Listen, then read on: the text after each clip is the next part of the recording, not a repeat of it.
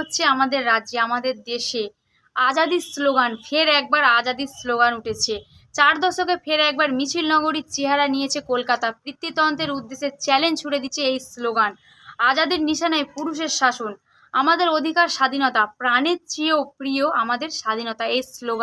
এই স্লোগান কারা তুলেছে, কিসের জন্য এই স্লোগান হচ্ছে? এই স্লোগানটা হচ্ছে আরজিকর কাণ্ডের তিলোত্তমার জন্য।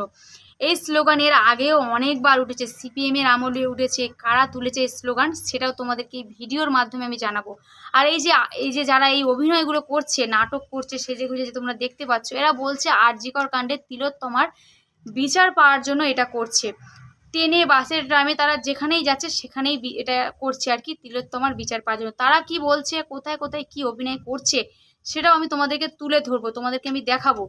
তোমরা পুরো ভিডিওটা দেখলে সব কিছু জানতে পারবে। আরেকটা কথা তোমাদেরকে বলি, এই যে স্লোগান, এই আজাদির স্লোগান নিয়ে আলী আফজাল চাঁদ কি বললেন সেটাও তোমাদেরকে এই ভিডিওর মাধ্যমে আমি দেখাবো। অনেক কিছু তোমরা জানতে পারবে এই ভিডিওটা দেখলে। তো এই স্লোগানের মধ্যে অনেক কিছু গুরুত্বপূর্ণ জিনিস আছে, কথা আছে, যেগুলো আমার খুব ভালো লেগেছে, তাই আমি তোমাদের সামনে তুলে ধরলাম। তো তোমাদের স্লোগানটা পুরো দেখার অনুরোধ রইল। আর আলী আফজাল কি বলছে সেটাও তোমরা দেখলে অনেক কিছু বুঝতে পারবে। এত কিছুর মধ্যে আরেকটা খুশির খবর আছে, সেটা আমাদের মিঠুন দাকে নিয়ে কি খুশির খবর আছে সেটা আমি তোমাদের এই ভিডিওর মধ্যেই আর কি বলবো।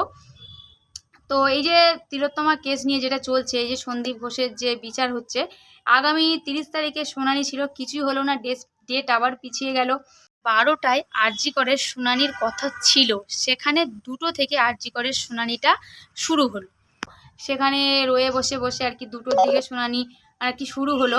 সেখানে আবার মানে ওই শিয়ালদা থানার প্রধান বিচারক আর কি সিবিআইকে বকা দিলেন। কী জন্য বকা দিলেন সেটা তোমাদেরকে আমি বলবো।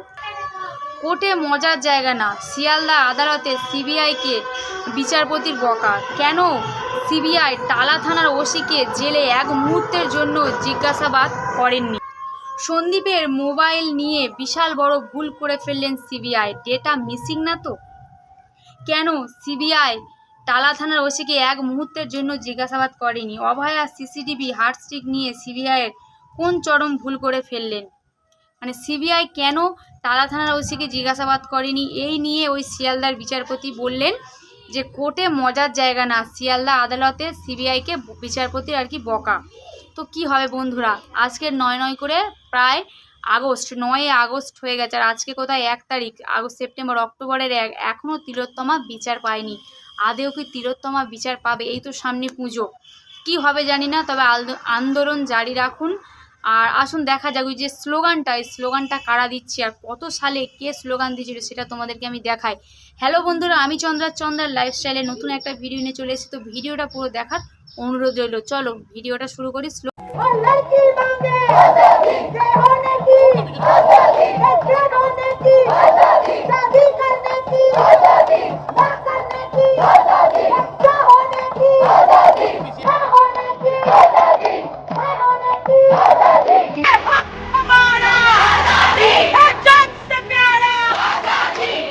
কোনো স্লোগানের জন্মবৃত্তান্ত লেখা বড় গোলমেলে কাজ। আজাদি স্লোগান এদেশে কোথায় কবে প্রথম উঠেছিল তা নিয়ে যেমন অনেক তর্ক আছে, তবে মোটামুটি একটা 4 দশকের ইতিহাস খাড়া করা যায়। 90-এর দশক থেকে কাশ্মীর উত্তপ্ত হয়ে ওঠে বিচ্ছিন্নতাবাদী আন্দোলনে। ভারত থেকে আলাদা হতে চাওয়ার সেই আন্দোলনে জনপ্রিয় হয়েছিল আজাদি স্লোগান। অনেকের বিশ্বাস সেটাই ওই স্লোগানের যাত্রা শুরু। লেখক রাহুল পণ্ডিতের যেমন বক্তব্য, 90-এর দশকে কাশ্মীরে পণ্ডিতদের উপর সংগঠিত সন্ত্রাসের হাতিয়ার হয়ে উঠেছিল আজাদি স্লোগান। আজাদি এদেশে কারো কাছে ঘৃণ্য, কারো কাছে আবার প্রাণের আওয়াজ। ভারতের নারী আন্দোলন কিন্তু আজাদি স্লোগানের যাত্রা শুরুতেই তাদেরই অধিকার দাবি করে এসেছে। কমলা ভাসিন 1984 সালে পাকিস্তান সফরে গিয়ে সেখানকার নারীবাদীদের প্রথম আজাদি স্লোগান দিতে শুনেছিলেন। দেশে ফিরে নিজের মতো করে স্লোগান বানিয়ে নিয়েছিলেন ভাসিন। मेरी बहनें लेंगी आजादी, मेरी बच्चियां लेंगी आजादी, हिंसा से लेंगे आजादी, हम मौन से लेंगे आजादी, अत्याचार से लेंगे आजादी, आजादी, आजादी, आजादी, आजादी। 90-এর দশকে দিল্লির নারী আন্দোলনে জনপ্রিয় এই স্লোগান খুব শীঘ্রই আপন করে নিয়েছিলেন বামপন্থীরাও। ছাত্র আন্দোলন বা অন্যান্য অধিকার আন্দোলনের মিছিলেও আজাদির ছন্দ ছড়িয়ে পড়তে বেশি সময় লাগেনি। 1991 সালে কলকাতার যাদবপুর বিশ্ববিদ্যালয় এক নারী অধিবেশনে এসে নাকি ডফলির তালে তালে আজাদি স্লোগান তুলেছিলেন কমলা ভাসেন।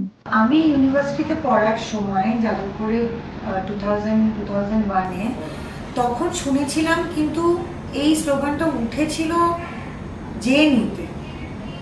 জেএনইউ থেকে, সেটা হয়তো যাদবপুর ইউনিভার্সিটি বা প্রেসিডেন্সি, তারপরে অনেকটা সময় শুনিনি। আবার এই যে জুনিয়র ডক্টর বা স্টুডেন্টদের ছাত্র আন্দোলনের সময় দেখলাম যে ওরা খুব যুগোপযোগী করে তুলেছে আজাদি স্লোগানটা। আমার ইউনিভার্সিটিতে পড়ার সময় যে স্লোগানগুলো ছিল তার সঙ্গে কিন্তু অনেক কিছু যোগ হয়েছে, মেয়েদের অনেক কথা অ্যাড হয়েছে পদে পদে, প্রত্যেকটা বয়সের সঙ্গে, প্রত্যেকটা স্তরে স্তরে। যে আমাদের সবসময় মনে হয় যে আমরা নিজেরা কোনো ডিসিশন নিতে পারি না, সবসময় সেটা অন্য লোকের উপর ডিপেন্ডেন্ট। বাবা মা বলছে বিয়ে করে নাও, শ্বশুর শাশুড়ি বলছে তাহলে এবার বাচ্চা হয়ে যাক, তাহলে একটা বাচ্চা কেন হবে, আর একটা বাচ্চা হোক, মেয়ে কেন হলো, ছেলের জন্য আরো চেষ্টা করা হোক। এই সমস্ত নিয়মগুলোর থেকে আমরা স্বাধীনতা চাই। আমার যেটা করতে ভালো লাগছে আমি করব। কলকাতায় গত 2 দশকে ছাত্র আন্দোলনে জনপ্রিয় হয়ে উঠেছে আজাদির সুর। 2019-20 সালের সিএএ এনআরসি বিরোধী আন্দোলনেও বারবার তা শোনা গিয়েছে। 4 মাস ধরে দিল্লির শাহিনবাগে ধর্ণা চালিয়ে গিয়েছিলেন নানা বয়সের মহিলা। শাহিনবাগের অনুকরণে সিএএ এনআরসি বিরোধী অবস্থান শুরু হয়েছিল দেশের নানা জায়গায়। আজাদির চিৎকারে মুখরিত ছিল সেই শাহিনবাগও। উপমহাদেশের নারী আন্দোলন তার প্রিয় স্লোগানের হাত ছাড়েনি। পাকিস্তানের সাম্প্রতিক সময়ের অওরাত মার্চেই যেমন আজাদি স্লোগান শোনা গিয়েছে। আমি তোমারই মাটির কন্যা, আমার মানব জন্ম কেন বাঁচি তুমি, আমি তোমারই মাটির কন্যা, আমার মানব জন্ম কেন বাঁচি তোমরা, আমি তোমারই মাটির কন্যা, আমার মানব জন্ম কেন বাঁচি তোমরা, আমি তোমারই মাটির কন্যা,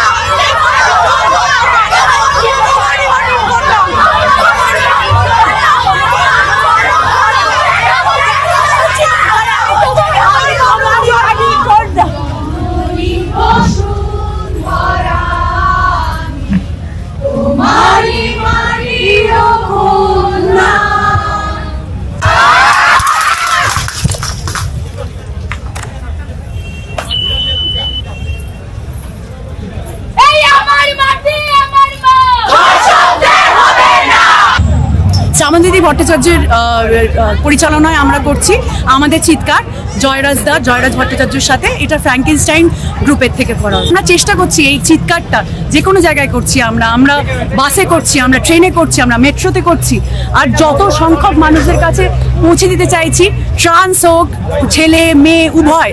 কারণ এই যেই আমাদের লড়াইটা, এটা পেট্রিয়ার্কির বিরুদ্ধে, এই লড়াইটা তিলোত্তমার জন্য, এই লড়াইটা আমাদের সবার জন্য। কিন্তু জাস্টিস যেটা ওর জন্য প্রাপ্য সেটা যেন ও পায়। আমরা এত কিছু করতে গিয়ে যাতে ডাইভার্ট না হয়ে যায়, এটাও আমাদের চেষ্টা। আমরা আমাদের পয়েন্টে স্টিক করছি, that we want justice, that's all. নাম আমাদের চিৎকার, যাতে তিলোত্তমা সুবিচার পায়। বাসে ট্রেনে ট্রামে সব জায়গায় করছে, যাতে তারা এটা করলে সব মানুষ জানতে পারে আর তিলোত্তমা সুবিচার পায়। তো এবার আলী আফজাল চাঁদ কি বলছেন ছোট্ট করে তোমাদেরকে একটু দেখাবো, তারপরেই মিঠুন দাস যে পদ্মভূষণ পুরস্কার পেয়েছে দাদা সাহেবের, সেটা দেখিয়ে ভিডিওটা আমি শেষ করব। যারা স্লোগান দিচ্ছে, বামফ্রন্টের একটা স্লোগান ছিল আজাদি, এ আজাদি ঝুটা হ্যায়,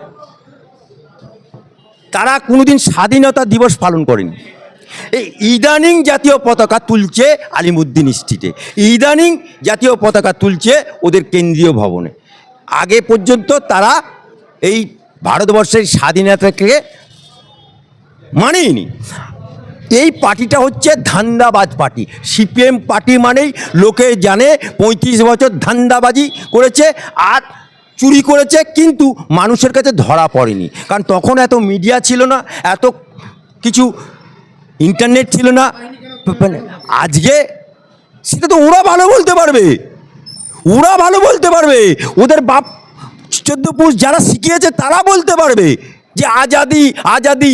ভারতবর্ষে বাস করে যদি কেউ আজাদি বলতে চায়, তার মানে জানতে হবে তার ডিএনএটা চীনে নালে রাশিয়াতে আছে। বাংলার বুকে যে ঘটনাগুলো ঘটেছে, বাংলার বুকে যে মায়েদের ইজ্জতহানি হয়েছে, বাংলার কথা ভুলে গিয়ে তারা হাতরাসের, এটা সিপিএম মার্কা কথা। সিপিএম দেখবেন একটা যদি ড্রেন তৈরি হয়, একটা ড্রেনটা তৈরি হচ্ছে কত হাত, 20 হাত, 20 হাত ড্রেন। ওদের কমরেডরা বলবে বন্ধুগণ বলে শুরু করবে, প্রথমে চীন, তারপরে রাশিয়া, তারপরে আসবে দিল্লি পলিট ব্যুরো, তারপরে দিল্লি থেকে আসবে আলিমুদ্দিন স্ট্রিট, আলিমুদ্দিন স্ট্রিট থেকে যে জেলা সেই জেলা, তারপরে আসবে এলসিএস, তারপরে জোনাল, তারপরে বুথে এসে বলে কি হচ্ছে, 40 হাত ড্রেন। 40 হাত ড্রেনের জন্য রাশিয়া কি করবে? 40 হাত ড্রেনের জন্য পলিট ব্যুরো কি করবে?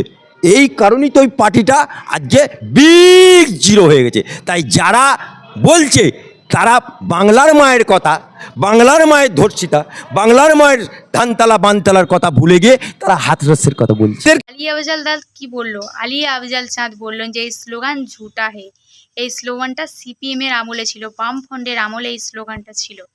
তো বন্ধুরা, আমিও একটা কথা বলতে চাই আলিয়া আফজালের কথাতে, সিপিএম এর আমলেও অনেক কিছুই হয়েছে কিন্তু লোক জানতে পারেনি। তার কারণ হচ্ছে আগেকার দিনে এত ফোন, এত ইন্টারনেট, মোবাইল কিছুই ছিল না, তাই লোক জানতে পারেনি। তখনও অনেক কিছু হয়েছে, 34টা বছর আর কি হয়েছে লোক জানতে পারেনি, কারণ তখনকার দিনে এত কিছু ছিল না, তাই কিছু ছড়ায়নি। আর এখন যা হচ্ছে ইন্টারনেটের মাধ্যমে সব কিছু ছড়িয়ে যাচ্ছে, তাই লোক এত কিছু জানতে পারছে।